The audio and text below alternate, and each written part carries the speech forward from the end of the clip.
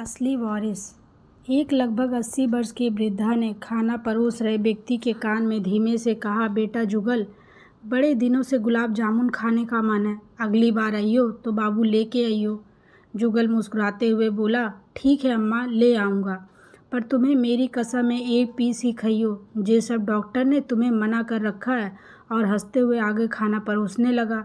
अभी जुगल खाना परोसते हुए आगे बढ़ा ही था कि धीरे धीरे खाना खा रहे एक बूढ़े व्यक्ति ने कहा, जुगल इस बार पूरे 2 महीने में आया है। बेटे, सबने तो हमें भुला ही रखा है, तू भी हमसे पीछा छुड़ाना चाह रहा है क्या? जुगल ने मुस्कुराते हुए कहा, बाबा तुम्हारा तब तक पीछा ना छोड़ूंगा जब तक तुम्हें लोटे में भर कर हरिद्वार ना पहुंचा दूं। यह सब सुनकर सब ठहाका लगाकर हंस पड़े। ये दृश्य था मेरठ शहर में बने एक वृद्धाश्रम का। लगभग 150 बुजुर्ग इस आश्रम में अपने बुढ़ापे के दिन सम्मान के साथ बिताने के लिए रहते हैं। कई तो अच्छे संभ्रांत परिवारों से ताल्लुक़ रखते हैं तथा कोई खुद अच्छी नौकरी से सेवानिवृत्त था। किसी को औलाद ने घर से निकाल दिया था तो कोई खुद ही घर छोड़कर आ गया था।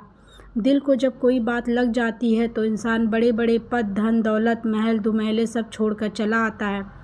आपने सुना होगा कि फला व्यक्ति के इतने बच्चे हैं, फला के उतने, मगर यहाँ 150 व्यक्तियों की एक ही औलाद थी, जुगल।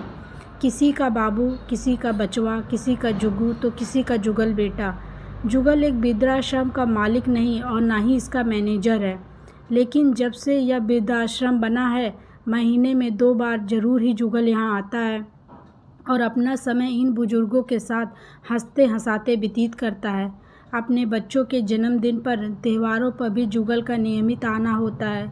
ये आश्रम ऐसी जगह है जहाँ जुगल के अनगिनत मम्मी पापा, ताऊ ताई, चाचा चाची, दादी बाबा रहते हैं। जुगल एक मध्यम वर्गीय परिवार से साधारण कदकाठी व्यक्ति था। जीवन यापन के लिए दूध की डेयरी लगा रखी थी। इस वृद्धाश्रम से जुड़ाव का एक और कारण भी था। जुगल को विश्वास हो गया था कि जब से वह आश्रम में आने लगा है उस पर ईश्वर की अनुकंपा बहुत अधिक बढ़ गई है। दूसरा, जुगल ने अपने परिवार में 3-3 पीढ़ियों को एक दूसरे की सेवा करते हुए देखा था। जुगल जान गया था कि निश्चल मन से की गई सेवा का साक्षी स्वयं ईश्वर होता है। इन पिछले 10 सालों में जुगल ने आश्रम में प्राण त्यागने वालों के सारे संस्कार अपने आप किए, उसी विधि विधान से जैसे एक बेटा करता है। केवल सगा बेटा बेटा नहीं होता, संवेदनाओं के रिश्ते खून के रिश्तों से भी अधिक अपने होते हैं।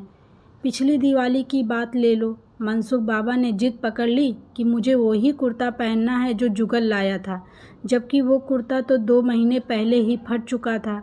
मगर क्या करें, बुढ़ापे और बचपन का स्वभाव बिल्कुल एक जैसा होता है। मनसुख बाबा ने जिद पकड़ ली तो पकड़ ली। केयर टेकर ने मैनेजर को बताया कि बाबा ने आज सुबह से खाना नहीं खाया है और ये जिद पकड़ ली है।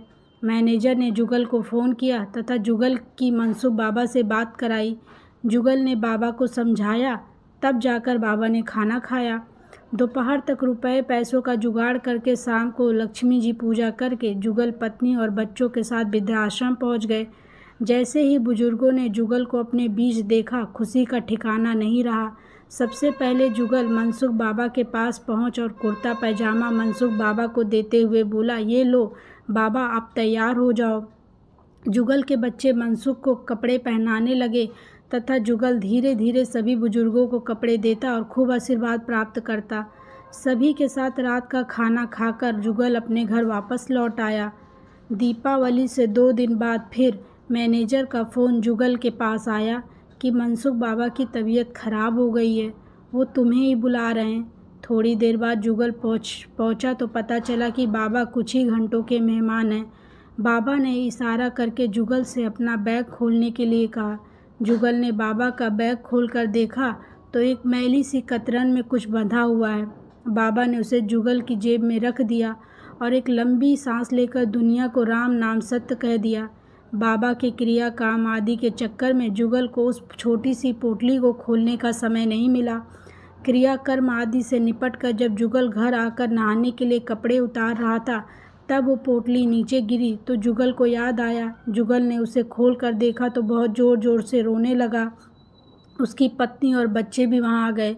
जुगल की पत्नी ने जब उस पोटली को अपने हाथ में लिया और देखा तो उसमें 10, 20, 50 के बहुत सारे नोट हैं। पत्नी ने नोट गिने तो 2000 रुपये निकले। मनसुख बाबा अंत समय जुगल को अपना असली वारिस बना गए। जुगल की पत्नी ने जुगल को संभाला और कहा कि ये वो दौलत है जो हर औलाद के हिस्से में नहीं आती। तुम मनसुख बाबा के असली वारिस हो।